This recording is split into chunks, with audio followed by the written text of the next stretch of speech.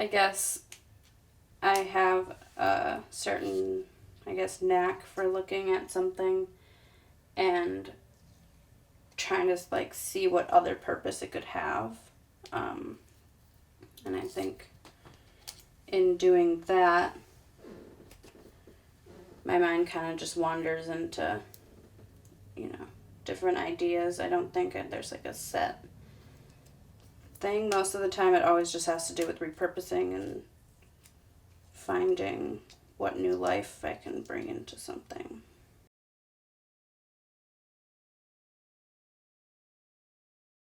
I would say my artistic abilities definitely started pretty young. And it wasn't always in the form of, traditional art. I think I started writing poems, I think like 4th or 5th grade. And then that escalated to short stories, more in middle school, and then I kind of fell off of that and then started drawing and painting and stuff in high school. And then doing more stuff with my hands after that.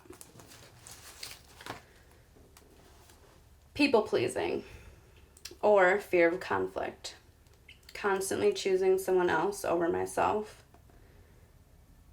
Sacrificing my happiness to not be alone. Sometimes the easiest solution is just doing what's best for you. This year I will choose myself.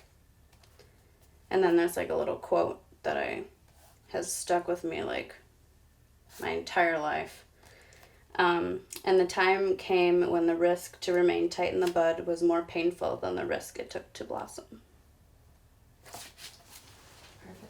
So obviously in high school, when my using started, I think, it was mostly like doodles and stuff like that in the beginning, and then it got more into like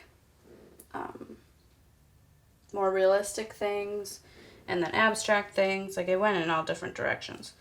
Eventually it got into like very detailed things. I think I had a pretty steady hand to make just really miniature drawings and very detailed, like colorful things. And that was all throughout my using.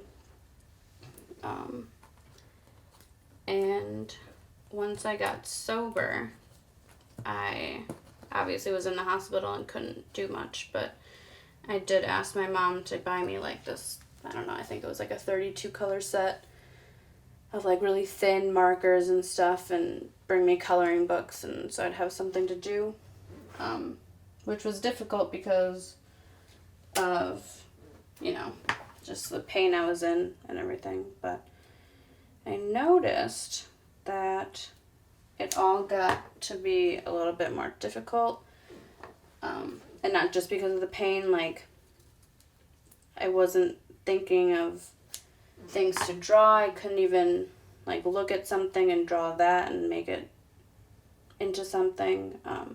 Just that ability had gone after I was sober. Yeah, I think this does definitely fill that void that art had, filled before. It's just a way to get, I wouldn't say specifically emotions, but like redirect some kind of energy instead of bottling it up. I think it's therapeutic to have an idea and see it come about with, just some simple materials, or just like 2 cuts of a, sleeve or something, and just make it more my own thing. There's some kind of aspect of like regaining control, like when you have an idea and there's, no way to achieve it, and then you find a way. It's very liberating. So first starting to use, I guess I have one of those classic, experimenting stories of just started smoking weed, like I think 13, drinking, sip of my dad's beer just for funsies. Then eventually more curious. My friend's mom, I think, had some kind of surgery, so it was like those giant hydrocodone, kind of like just Tylenols that you used to get that. And then just it grew and grew and grew. I guess within about a year and a half, I think, it was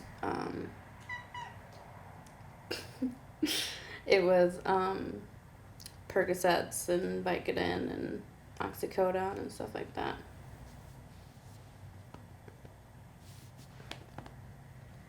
Come here.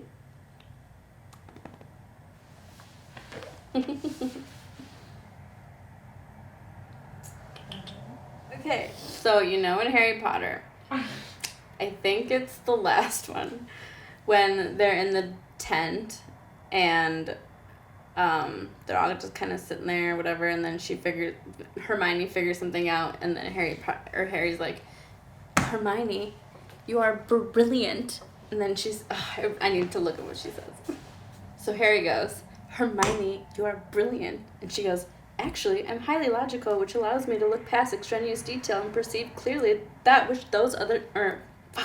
Clearly that which others overlook. And I was like, that's me. At first it was just, weekend party kind of like thing to do. It was definitely not like a group thing. It was, me and boyfriend at the time, and then like 2 other people would just like secretly do it. Then he ended up passing away because he had graduated to shooting it, and I was unaware of that at the time, but it was that one step off the cliff. The rest was kind of just free falling of what I needed to do next, because again, I knew something was wrong internally. So I get into the bathroom and I lock the door, and I'm trying to use as quickly as possible to not make this so obvious, which was just impossible because it was so clear what I was doing and that there was something wrong. And so my mom's like trying to unlock the door, and she's like trying to stop me, and at this point I'm crying because of how much pain I'm in. So I start begging her. She's like, I know something's wrong, like, please. And I start to admit it finally out loud that, yes, there's something wrong. I can't walk. I can barely breathe, all this stuff. And I ask her to just please let me do this one last time.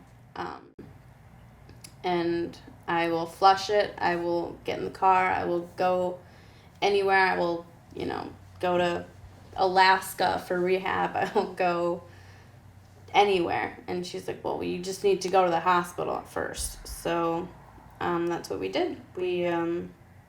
She let me use. I'm sure that was really hard for her.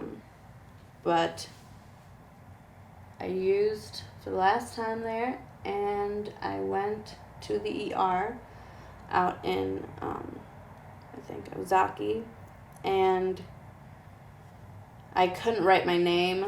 I couldn't hold a pen. I couldn't say anything. My mom had to give all my information to the nurse.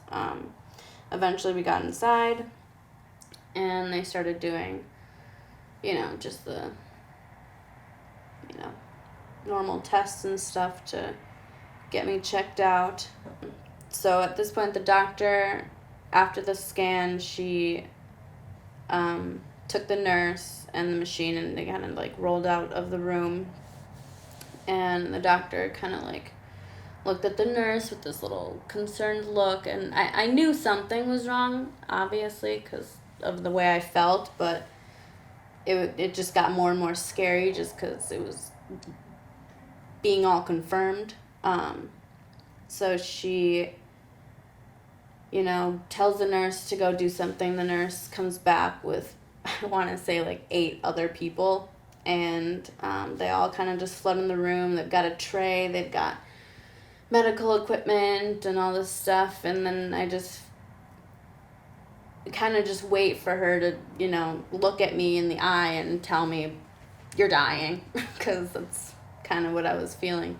But she just placed a soft hand on my shoulder and said, okay, we're gonna do some more tests, and we're gonna keep you here for a little bit because there is definitely something wrong. And as she's saying all this, she's kind of just like pushing me back into this chair, and eventually I feel like a strap just like go against my midsection, and they're starting to grab blood, and it's just coming out into the syringe like goo. It's just this like syrup of blood into it, and I don't know at this point if I passed out or if they gave me something. I really don't know, because to me it was like probably like 2 minutes from when that started happening to when my mom came into the room. But I talked to my mom later, and that was like 2 hours of time had gone by, and then I was admitted. I had developed an infection that turned into staph and strep, and one more that I cannot pronounce or remember. But it had gotten into my bloodstream and vegetated, so it had gotten into my lungs, and it had ripped a hole in the right ventricle of my heart.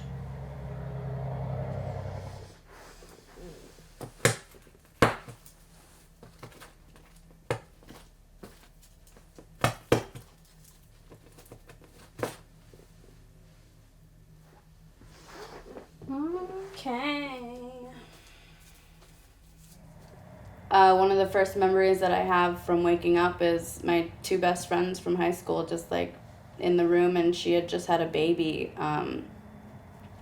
like a few months before that, or yeah, I think he was almost a year by the time that I was in the hospital, and that was my first time meeting him in the hospital. So that was great to have that as the start of my new life. Definitely in a step in the right direction. All right, pause. It's okay. Take all the time you need. And I was not made to do NA, but it was part of the program. It was definitely encouraged. I did go to meetings at that point. I had done NA and AA back when all the other times that I had been trying to get clean.